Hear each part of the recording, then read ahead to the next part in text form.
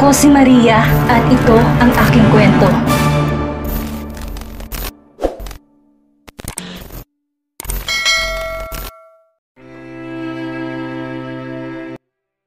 Nagbalingali nga si Harleen, pakiramdam niya may nakatingin sa kanya. Pero nalamingan siya ay wala siyang napansing nakatingin sa kanya. Mukhang guni-guni lang ngayon. Bumaling siya kay Almaro at nahuli niyang nakatingin na naman to sa kanya. Napahawak na naman siya sa mukha. Kanina pa niya to napapansin na nakatingin sa kanya. Siguro naninibago din to sa itsura niya, kagaya ni Ana. Ang bagal mo naman kumain. 6 na fishbowl lang naman ang kinakain mo. Sinilip niya ang pagkain nito. Kagat ang tawag mo dyan? Ang liit lang naman ng fishball pero ang tagal nitong maubos. Ganito ba kumain ng katulad nitong mayaman? Huminto ang isang grupo ng mga kababaihan sa pwesto nila. Ang babaeng nasa gitna hindi maalis ang tingin kay Almaro na ngayon halos ibaba pa ng husto ang suot na sombrero para hindi makita ng mga to ang mukha nito. Sandali, hindi ba ikaw si Almaro Salvacion? Tanong pa ng babae. Dahil sa sinabi nito, sumilip ang isang kasama nito. Ngunit bago pa nito napsilip ang mukha ni Almaro, humarang na si Harleen dito. Pasensya na kayo pero nagkakamali kayo. Hindi siya si Almaro. Inawakan niya ang kamay ni Almaro, tinila pa palayo. Kamukha niya talaga, girls. Hindi ako pwedeng magkamali. Siya si Almaro. Baka kahawig lang, Alexa. Ano namang gagawin ng isang tulad niya sa gantong lugar? Kastigo ng isang kasama nito. Sa bagay, tara na nga. Nirinig pa nila ang pag-uusap ng mga babae habang papalayo. Mabuti nilang nakasombrero ito. Kung hindi, baka dumugin sila ng mga babaeng yon. Bakit kasi ang bagal mong kumain? Tumingin siya sa suot na relo. Magdadalawang oras ka nang kumakain. Wala ka bang balak umuwi? Siguradong mapapagalitan siya ni Aling Marcela dahil gabing-gabi na. Ito naman kasing si Kuya Almaro, daig pa ang toddler kong kumain. Ayaw mo ba ng fishball? Sorry ha. Hayaan mo sa susunod, bibilan kita na mas masarap dyan. Napansin niya ang pagsilay ng ngiti sa labi nito. Hindi dahil sa hindi ko to gusto. Sinusulit ko lang ang oras kasama kitang kumain dito. Sigurado kasi ako aabuti na naman ng ilang araw bago tayo magkita. Napasimangot siya. So iniisip mo, tatakasan ko isa pang panlilibre ko? Agad itong umiling. No, hindi yan ang dahilan. Eh di good, hindi rin naman ako papayag na takasan mo. May utang ka sa akin ng 2 beses na libre. Kinuha niyang cellphone at inabot dito. I-save mo dito ang number mo, tapos i-save mo rin ang number ko sa cellphone mo. Kapag handa ka ng ilibre ako, tawagan mo lang ako. Really? May galak nitong tanong. Bago mabilis, kinuha ang cellphone niya upang ilagay ang cellphone number nito. Ito mismo ang tumawag ng sariling cellphone para ma-save ang number niya. Finally, binigay mo rin ang number mo. Ilang beses na kasi itong nangulit sa kanya nitong nakaraan pero hindi niya binibigay ang number niya rito. Ang bilin kasi sa kanya ni Fernan, wag ibibigay ang number sa kung sino-sino lang. Pero hindi naman kung sino lang si Kuya Almaro. Kaibigan niya na to katulad nila Tanya at nila Sir Conrad. Napansin niya na tigilan si Almaro habang nakatingin sa wallpaper niya. FNH. Biglang sumulspot ang lungkot sa dibdib niya nang maalalang laking laging gumugulo sa isip at puso niya. Nang mapansin niyang nakatingin to sa kanya, ngumiti siya para pagtakpan ng lungkot. Mahalagang taong nagbigay sa akin ito, Kuya Almaro. Ang ganda, di ba? Naalala niyang araw na binigay ito sa kanya ni Fernan. Napakasaya niya nung araw na yon. Inawakan niyang kwintas, saka to ni Yoko upang titigan. Harleen, are you okay? Nag-aalalang tanong nito. Nag-angat siya ng tingin at saka lang napagtanto, kanina pa pala siyang tulala at nakayoko, nakatitig sa kwintas na suot niya. Ayos lang ako. Nanlaki ang mata niya na makita ang mag-aalas 12 na. Lagot ako kay Aling Marcela. Nagmamadali siyang tumakbo. Harleen, pasensya ka na Kuya Almaro pero kailangan ko nang umuwi. Siguradong pagkakalitan ako ni Aling Marcela. Aniya habang papunta sa tamang sakay ng jeep. Nanlumo siya dahil halos 20 minuto na ngunit di pa rin siya nakakasakay. Mukhang wala nang daraan na jeep ngayon. Wala siyang choice kundi mag-taxi na lang. Ang mahal pa naman. May humintong itim na sasakyan sa harapan niya. Bumukas ang bintana nito at nanlaki ang mata niya na makita niya ang nobyo. Fernan? Get in, Harleen. Natigilan siya sa paraan ng pagtawag nito sa kanya. Napakalamig nun. Dama niya ang pagsigid ng lamig nun sa kanyang kalamnan. Nagdulot to ng kakaibang pakiramdam sa kanya at bigla siyang natakot. Bakit ba pakiramdam niya galit ito? Bakit pakiramdam niya nagtitimpi lamang to ng galit? May nagwa ba siyang masama? Yon kasi ang pakiramdam niya ngayon. I said get in. Napalundag siya sa takot. Nanginginig ang tuhod, sumakay siya at tumupo sa tabi nito. Maski na ang driver nitong si Jomar, kapansin-pansin ang pawis sa noo dahil sa takot. Ang dami niyang tatanong at sasabihin pero natatakot siyang ibuka ang labi. Tumingin siya sa kamay nitong nakapatong sa ibabaw ng hita nito. Gusto niyang hawakan ang kamay nito at gusto niyang sabihin na miss na kita pero hindi niya magawa. Tumingin siya sa gwapong mukha nito. Please, tumingin ka sa akin, Fernan. Piping dasal niya. Umaasa siyang susulyap to sa kanya at mababanaag ang pangungulila sa mukha nito para sa kanya. Ako kasi miss na siya. Walang araw na niya to iniisip kaya tumaasa siyang ganun nga din to. Pero mukhang siya lang nakakaisip sa binata dahil nakarating na lang siya sa bahay hindi na to sumulyap pa sa kanya. Ma'am Harleen, hindi ka pa papapasok? Pukaw ni Jomar sa nakatulalang dalaga. Hindi kumibo si Harleen. Nanatili siyang nakatayo habang nakatanaw sa papalayong bulto ni Fernan papalayo sa kanya. Walang lingon o salitang iniwan siya ni Fernan at inaamin niya. Nakadama siya ng kirot sa dibdib. Intindihin mo na lang siya, Harleen. Pagod lamang siya sa trabaho niya. Aniya sa sarili para pagaanin ng dibdib. Tama, pagod lamang ang nobyo niya. Yun lang at wala nang iba pa. Jomar, parang may kakaiba kay Sir Fernan. Panimula ni Ana habang sabay na nag-uumagahan ng lahat sa dirty kitchen para sa mga tauhan ng villa. Kakaiba, parang wala naman. Ani ng hardinero? Hindi meron talaga. Napansin ko parang lalong sumama yung ugali niya ngayon. Di ba dati naman kinakausap niya si Harleen? Ngayon parang wala na siyang paki. Hindi kayo nag-away sila? Ayos ka lang ba? Nag-aaralang tanong ni Ana kay Jomar nang mabilaukan ito. Ayos lang ako. Sige, maiwan ko na kayo. Ani ng lalaki bago nagmamadaling nilisan ng kusina. Napahawak sa baba si Ana. Aba, hindi lang si Sir ang nagbago, pati si Jomar. Napansin mo rin ba, Aling Marcela? Di na masyadong madaldal ngayon si Jomar Ano kayang nakain nun? Pumalatak ang matanda. Mabuti pa si Jomar na bawasan ang kadaldalan. Ikaw kaya? Aling Marcela naman, wag mo naman ikumpara doon. Mas madaldal kaya yun. Nagliwanag ang mukha ni Ana na makita si Harleen. Good morning, Harleen. Sandali, bakit ka nandito? Teka, ipaghahanda kita ng almusal. Dito na lang ako kakain. Wala din naman akong kasabay kumain doon Si Kuya Fernan, anong oras pala siya umalis? Si Sir, madaling araw siya umalis. Narinig ko kagabi pupunta niya si Ma'am Ines. Aray ko naman, Aling Marcela. Reklamo nito ng kurutin ng matanda sa braso. Ang chismosa mo talagang bata ka kahit kailan. Aling Marcela naman, baka isipin nila totoong sinabi mo. Anniversary kaya namin ng jowa ko. Inagahan kong gising para batiin siya na maaga. Palibhasa matanda na kayo, di pa nagkakajowa, kaya wala man ng romance sa katawan. Nanlaki ang mata ni Ana nang umakto si Aling Marcela. Nahahampasin to ng tsinelas. Mabilis tong tumakbo palayo. Bumuntong hininga si Marcela nang makita ang nagsisimulang mamulang mata ni Harleen. Gusto man itong pagaanin ng loob ng dalaga, ngunit di alam na matanda kung papaano. Maupo ka, Harleen, ipagtitimpla kita ng gatas. Nasaktan man, nagawa ni Harleen na itago yon sa pamamagitan ng ngiti. Tumango siya rito at umupo. Nagkatingin na naman lahat ng naroon. Bakas ang pagtataka sa kanilang mukha habang nakatingin sa dalaga na ngayon nakayoko at tahimik lamang. Napailing si Marcela, maging ito. Di sanay na makitang tahimik si Harleen at hindi nagsasalita. Matapos kumain ng almusal, nagkulong si Harleen sa kanyang kwarto. Umalis daw si Fernan para puntahan ang ate niya. Kinagat niya na mariin ang labi. Gusto niyang mangibabaw ang sakit nito kaysa bigat ng dibdib na nararamdaman niya. Di makabubuti kung mag-iisip siya ng mga bagay na di maganda.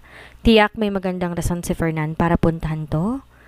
Tumingin siya sa kalendaryong nasa gilid ng dingding malapit sa higaan niya. Monthsary. Nalaman niya kay Ana, bukod sa anniversary, pwede rin mag-celebrate ng monthsary.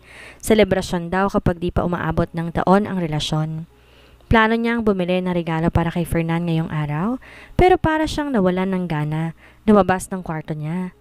Kinuha niya ang cellphone na mag-ring ito at nagliwanag ang mukha niya sa pag-aakalang si Fernan ang tumawag. Pero agad din siyang nalungkot na makitang hindi itong taong inaasahan niya na tumawag sa kanya ngayon. Good morning! Masiglang bati ni Almaro. Kung sa ibang pagkakataon lang, baka nahawa siya sa masiglang bati nito. Pero di niya makuhang maging masaya ngayon dahil yon sa nalaman niya. Harleen, nakikinig ka ba? Ha? Bumuntong hininga si Almaro. Mukhang di ka nga nakikinig. Well, if you're not in a good mood today, pwede naman natin ituloy sa ibang araw na lamang ang pagkain natin sa labas. Pasensya ka na Kuya Almaro, hindi lang talaga magandang pakiramdam ko ngayon pagsasinungaling niya. Alam niya mali, pero di naman niya pwedeng pilitin ang sariling umalis ngayon. Baka makahawa lang kalungkutan niya ngayong araw. Sayang naman, marami pa namang sale ngayon sa mall. Tumawag din ako para sabihin sa'yong maraming sale ngayong araw. Nabanggit mo kasi sa akin, bibili ka ng regalo na isip ko. Baka malaking bagay para sa'yong 50% sale. 50%? Napatayo siyang bigla. Talaga, 50% sale ngayon. Ibig sabihin, mabibili ng kalahating presyong regalong gusto niya para kay Fernan. Sandali lang, papunta na ako. Ani ang nagmamadali. I thought you're not coming, tanong ni Almaro. Alam niyang kahit niya to kaharap ngayon, kunot ang noon nito sa pagtataka. Kanina lang para siyang walang buhay at walang gana. Sorry naman, tao lang. Kahit sino naman gaganahan kapag ganon kalaki ang discount sa mabibiling item sa mall. Bagay na bagay ang oras na to para sa mga taong kagaya niyang nagtitipid. Namilog ang mata niya na makitang tama nga si Almaro. Ang dami ng sale ngayon. Kuminang ang mata niya habang nakatingin sa necktie na nagkakahalaga noon ng 6,000. 3,000 na lang niya tong mabibili ngayon. Masayang niyakap niya ang paper bag na gawa sa habang naglalakad sila ni Almaro. Palabas ng mall, napansin niya kanina pa di maipinta ang mukha nito. If I only knew, hindi ko na sana sinabi sa'yo. Mahinang usal ng binata at di maipinta ang mukha. Salamat nga pala dito Kuya Almaro ha, dahil dito ililibre kita sa susunod ng 2 beses pa. Kung alam ko lang na lalaking bibilhan mo, di ko na sana sinabi sa'yo na may sale ngayon. Ako ang kasama pero ibang binilhan. Wait, Harleen. Tawag nito sa dalaga ng tumakbo nito palayo. Hindi pa tayo kumakain. Next time na lang Kuya Almaro. Kumaway si Harleen sa binata. Ibibigay ko lang to sa kanya ha, sa susunod na tayo kumain sa labas. Babay muna. What the? Napaboga na lamang si Almaro ng hangin nang mawala na sa paningin ng dalaga. May ngiti sa labing sumulpot sa tabi nito si Ricky, tulad ng binata, nakatanaw ang matandang sekretary ni Luther kay Harleen. Sa kauna-unahang pagkakataon, iniwan si Almaro ng isang babae sa kalagitnaan ng isang date. Sumama ang timpla na mukha ni Almaro na mapansin ang mapang-asar ng ngiti sa labi ng matanda. Well, he can't blame him. Wala pang gumawa nito sa kanya. Tanging si Harleen lamang. Hindi nakaligtas sa mata ni Ricky ang kakaibang ngiti sa labi ng binata. Mukhang malakas ang tama ng binata sa apo ng kanyang amo. Di maalis ang ngiti sa labi niya ngayon habang sakay ng jeep papunta sa office ni Fernan. Napag-isip-isip niyang walang mangyayari kung mag-iisip siya palagi na masama. Kailangan niya magtiwala kay Fernan at sa pagmamahal nito at wala siyang karapatang magalit sa ate niya. Bumuntong hininga siya. Tama. Wala siyang karapatan na magalit sa ate niya dahil siya ang may kasalanan dito. Pumasok siya agad sa buhay ni Fernan kahit kahihiwalay pa lamang ng dalawa. Kung tutuusin, siya ang may kasalanan dito dahil pumatol siya sa ex nito. Nabasa at napanood niya na hindi raw magandang gawin yon, pero huli na dahil nagawa na niya. Masyado niya nang mahal si Fernan para bitawan pa at saka mahal naman nilang isa't isa kaya walang masama kung pipiliin nilang mahalin ang isa't isa. Sabi nga nila kapag mahal mo, ipaglaban mo. Di mahalaga kung maging masama siya sa paning ng iba, basta mahal nila ni Fernan ang isa't isa, yun lamang sapat na. Harleen! Kumaway si Tanya sa kanya na makita siya. Malayo na niyang nakakaakit ngayon ang di dumadaan sa receptionist kaya dumediretso siya kay Tanya. Thank you, Harleen. Mabuti na lang dumating ka. Kanina pa ako uhaw na uhaw at nagugutom eh. Thank you sa food. Lifesaver ka talaga. Anito bago nagmamadaling kinain ng takeout niyang pagkain. Bumili kasi siya kanina bago sumakay ng jeep sa isang fast food chain. Para kanino to? Huwag mong sabihin para to kay sir. Mabilis na tinago niya ang paper bag sa likuran. Hindi bakit ko naman siya bibigyan? Pagsasinungaling niya. Mahina niyang kinagat ang ibabang labi. Kanina lang nagsinungaling siya kay Almaro tapos ngayon kay Tanya naman. Wala na siyang nagawa kundi magsinungaling. Nakaka-consent siya pero kailangan para kay Fernan. Pasimple siyang sumilip sa loob ng office ni Fernan kaya natawa si Tanya. Harleen, alam mo naman, hindi mo siya makikita kahit ano pang gawin mo dyan na silip. Salamin kasi ang bintana ng office ni Fernan. Itim to be exact. At tayong si Fernan lang makakakita sa loob ng tao sa labas kung aalisin ang pagkakaharang ng bintana sa kotse nito. Ang mabuti pa pumasok ka na sa loob. Pero ingat lang ha, mainit kasi ulo ni Sir simula kaninang umaga. Nagliwanag ang mukha niya. Nasa loob siya? Talaga? Tumango si Tanya. Oo, pumasok na ulit siya kaya nga tambak na naman ang trabaho ko. Sandali, Harleen! Di na nagpapigil pa si Harleen. Pumasok na to agad sa loob ng office ng kanyang amo. Napangawi si Tanya. Di man lang siya pinatapos magsalita. Mainit pa naman ang ulo nito ngayon. Pagkapasok ni Harleen sa opisina ni Fernan, abutan niya to, nakatingin sa mga papeles na nasa harapan. What are you doing here? Di tumitingin sa kanyang tanong nito. Nakilala niya ako agad kahit di siya nagangat ng tingin. Dahil ba sa pabangong gamit ko? Napangiti siya sa naisip, nakahinga na maluwag. Mukhang nagkakamali lang si Ana kanina. Hindi naman pala nagpunta si Fernan sa ate niya. Sumandal ito sa swivel chair nito at tumingin sa kanya. I'm asking you, Harleen, what are you doing here? Natigilan siyang bigla sa pag-iisip at bahagya na napaatras habang magkahinang ang mga mata nila. Katulad kagabi, wala man lamang emosyon sa mga mata nito. Lamig ang hatid ng kulay lupang mga mata nito habang nakatingin sa kanya ngayon. Walang bakas ang kasiyahan na makita siya. Pinilig niya ang ulo. Ano ka ba naman, Harleen? Ganyang lang naman talaga si Fernan, hindi ka pa nasanay. Kastigo ng isip niya. Alasin niya dapat na negatibong ugaling meron siya. Do I really need to repeat myself, Harleen? Ano ang hindi mo maintindihan sa simpleng tanong ko? Fernan? Tila gustong umatras ng mga paa niya dahil sa madilim na tingin ito sa kanya ngayon. Ito na naman ang pakiramdam niya na parang may mali siyang nagawa dito. Bumuga siya ng hangin, pumikit, bago tinaas ang hawak na paper bag. Binilan kita ng regalo. Alam kong dito ka presyo ng mga sinusuot mo pero sana tanggapin mo to. Just because of that, you entered my office without my permission? Lalong dumilim ang mukha nito. We have a deal, right? Pero pumapasok naman ako dito noon. Shit! Napapitlag siya na malakas itong hampasin ng kamao sa mesa.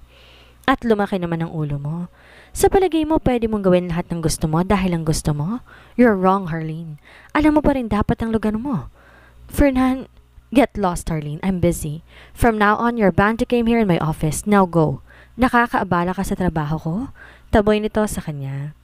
Humigpit ang hawak niya sa paper bag na nasa kamay. Nagsimulang manlabo ang mata sa nagbabadyang luha. Nagahalo ang tampo at sakit sa dibdib niya. Di man lang siya nito pinaupo or binati man lang. Walang halik o pagyakap tulad kagabi. Parang baliwala siya rito. Di man lang din siya nito pinakinggan sa nais niyang sabihin. Saka lamang natauhan si Harleen na makarinig ng katok sa pinto. Umayos siya ng tayo at pilit nang umiti. Ayaw niyang makita ni Tanya na naiiyak siya at kailangan pa niyang lawakan ng pangunawa niya bilang mabuting nobya. Isa yon kasi sa narinig niya sa mga kaibigan niya.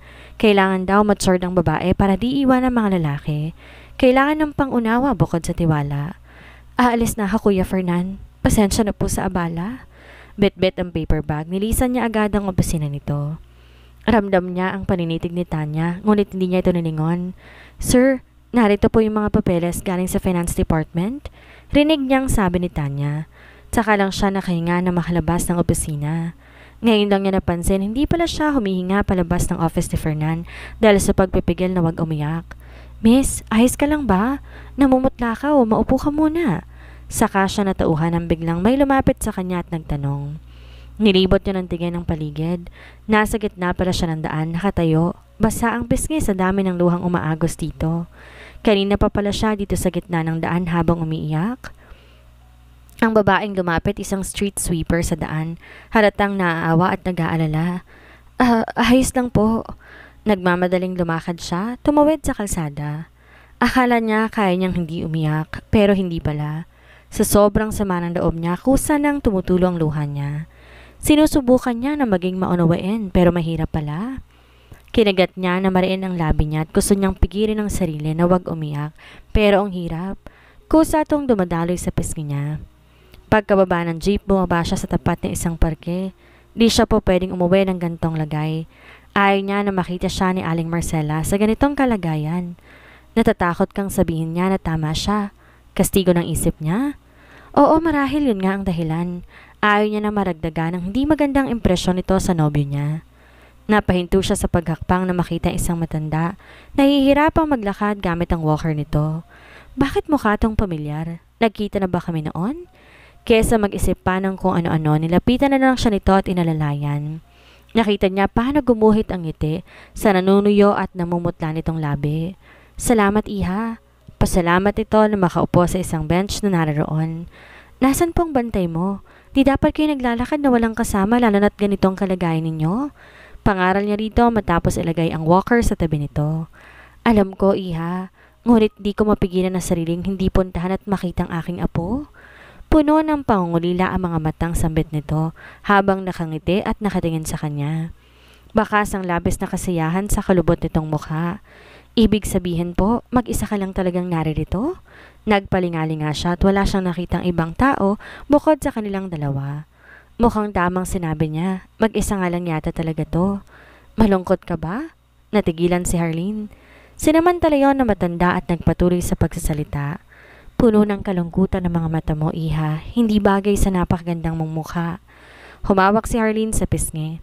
Dinaan sa tawang sinabi nito. Talaga po? Nako, ang ganda ko pala para maging malungkot lang. Bawal po ba magkaroon ng problema ang mga katulad kong maganda? Natigilan si Harleen na makita, namumula ang mata ng matanda sa nagbabadyang luha. Ayos lang po ba kayo? May nasabi po ba akong masama? Umiling ang matanda. Pagpasensyahan mo na ako, iha.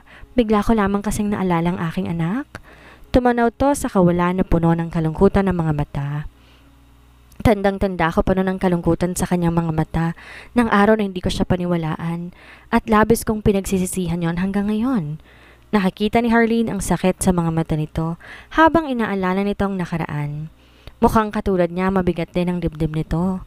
Lumuhod siya sa harap ng matanda na makita na nadumihan ang suot nitong kulay puting tsinelas. Teka, itong sinusuot ng mga pasyente sa ospital ah. Manong huwag mong sabing galing ka pa sa ospital at tumakas lang.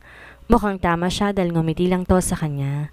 Manong naman, bakit tumakas ka? Sigurado ako nag-aalala na sa iyong pamilya mo. Gusto mo ba ihatid kita sa ospital?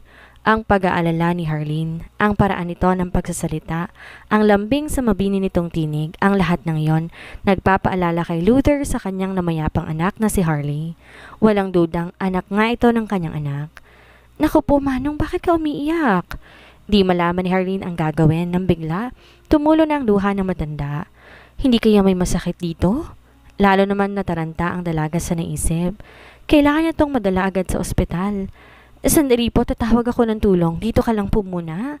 Malaki kasing taong matanda kahit may edad na.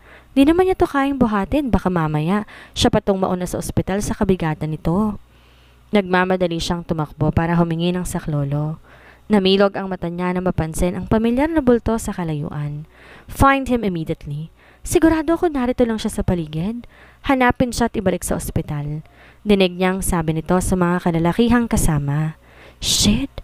Bakit mantigas ng ulo mo, Lolo? Kuya Almaro? Nang tumingin to sa gawin niya, kumaway siya rito. Si Kuya Almaro nga. Kuya Almaro! Umahangos na tumakbo siya dito. Tulungan mo kami ni Manong, kuya. Manong? Agad na may hinalang pumasok sa isip ni Almaro nang sabihin ni Harleen sa kanyang tungkol sa matandang nakilala nito. Di nga nagkamali ng hinala si Almaro. Ang matandang sinasabi ni Harleen ay ang lolo nitong si Luther na tumakas ng ospital upang makita ang apo. Bakit umalis ka ng ospital nang di nagpapaalam? Alam mo ba gano'n nag-aalala sa iyong lahat? Almaro sighed while brushing his hands on his hair. Bakas ang pag-aalala sa mukha nito na di nakaligtas sa mata ni Harleen. Nagpalipat-lipat ang mata ng dalaga sa dalawa na mapagtantong magkakilala ang mga to. Narinig niyang sinabi nito kanina sa mga lalaking kausap nito. Si Manong palang pinapahanap nito.